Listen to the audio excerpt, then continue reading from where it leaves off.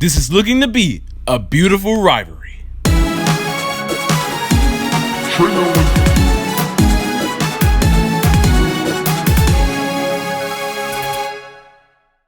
Yo, what's up everyone? Trayman1 here, and guys, as you know, this upcoming Sunday we do not have an episode because the new date will be Fridays. So I'm making this kind of prediction video over Bea.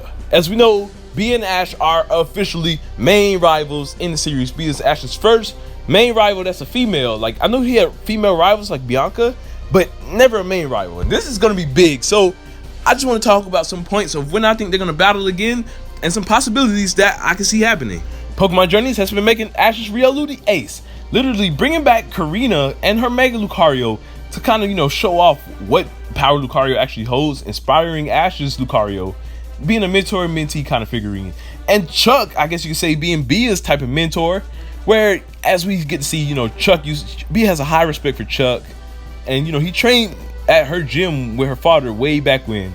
So I'm really liking what they're doing with these fighting type trainers. I actually feel like we could possibly see the other two fighting type gym leaders return as well. Considering the fact that Bea has been going in region order, she went to the Kanto Fighting Dojo, then to Johto to fight Chuck. I can now see her going to possibly Hoenn to meet up with Brawly. And the thing with Brawly though is I don't really see him having too much of an effect on Riolu's story, but possibly this could be a good development for Farfetch, because Farfetch needs some more development too. As we know, Riolu technically got his revenge and tied with Bea, so I can see Ash kind of taking a focus to Farfetch, especially since Riolu is about to evolve into Lucario. Maybe Ash comes back to Brawly's gym. They have a rematch for the World Championship, and this could be how Farfetch evolves in the Surf Age. Brawly also trained under Chuck, so I could possibly see Chuck kind of returning as well. I feel like Chuck's gonna have a bigger importance than we think. But yeah, I think it'll be interesting if here Ash doesn't rematch Bea, but he actually rematches against Brawly. And when we go to the Center region, that's when things really will start to heat up, because Ash and Maylene, they ended in a tie. Ash and Bea ended in a tie. I feel like if Ash doesn't battle Bea again until he gets to Maylene's gym, that'll be pretty interesting. Especially if, Maylene's in the World Championship, Ash could battle Maylene to possibly get to the Hyper Class, because Bea said we will have a rematch in the Hyper Class. It'll be really cool if Ash comes here and he's wanting to rematch Bea, but Bea's like, oh, I'm in the Hyper Class now, so you got to catch up to me. And we actually get a rematch between Ash versus Maylene. Considering the fact that Maylene also has Lucario, this will be a nice Lucario versus Lucario showdown, which I would love to see. And finally, a tiebreaker. This will be a great battle for Ash to, rank up to the Hyper Class to get ready for Bea. The only issue comes where, Karina's Lucario is here too, and it's a Mega Evolution. And I just feel like Ash versus Karina, Lucario versus Mega Lucario would be a much better fight.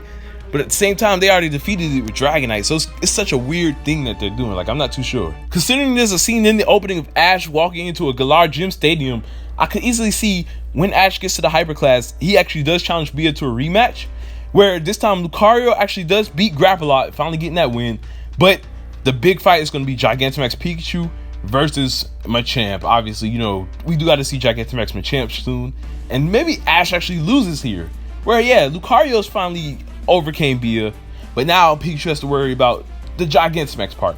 And that's where it could lead to, their fourth battle, which I feel like Bea could either be the battle that decides if Ash gets to the Masters 8, or they could actually have a Masters 8 battle. Goggle Master actually brought up this theory, which I thought would be pretty cool as well. What if Bea is the battle that Ash has to face right before getting to Leon? That would be pretty amazing, especially because we know Bea's really focused on this goal just as much as Ash is. They did mention Karina wants to beat Leon as well, but I don't know, it just seems like they're building Bea up to be this bigger rival for Ash, and I'm really looking forward to it. Actually, what would make a lot of sense is for Karina to be the battle that Ash has to face before getting to the Master Class, to pay a nice homage to how, Karina was the first battle to get in Super Class. Maybe this time around, Karina comes back much stronger, Mega Lucario versus regular Lucario, and, Ash is like, oh snap, Karina's gotten better. Will I be able to make it to the Masters 8 and be able to have this final rematch with Bea? And then, obviously, in the Masters 8, they will have that battle. But at the end of the day, only time will tell what we can really expect to see from Pokemon Journeys with Maylene, Brawly, and, Ash versus Bea. And Karina as well, because I do feel like Ash and Karina will battle real soon. Mega Lucario versus, regular Lucario, and Ash could possibly get a Mega. But yeah, everyone, in the comment section down below, let me know what y'all think. Do y'all see this happening where Ash, battles against Brawly again, maybe to develop Farfetch, battle Maylene to actually have like a Lucario showdown and finally break that tie, getting him into the Hyper class, and then having 2 more battles with Bea? Or do y'all see the Ash and Bea rivalry being handled differently? Please let me know in the comment section down below. With that being said, thank you all for watching. I hope y'all enjoyed. Don't forget to leave a like and subscribe, and get ready for our next review starting on Saturday. Let's go, Trayman1. Peace out.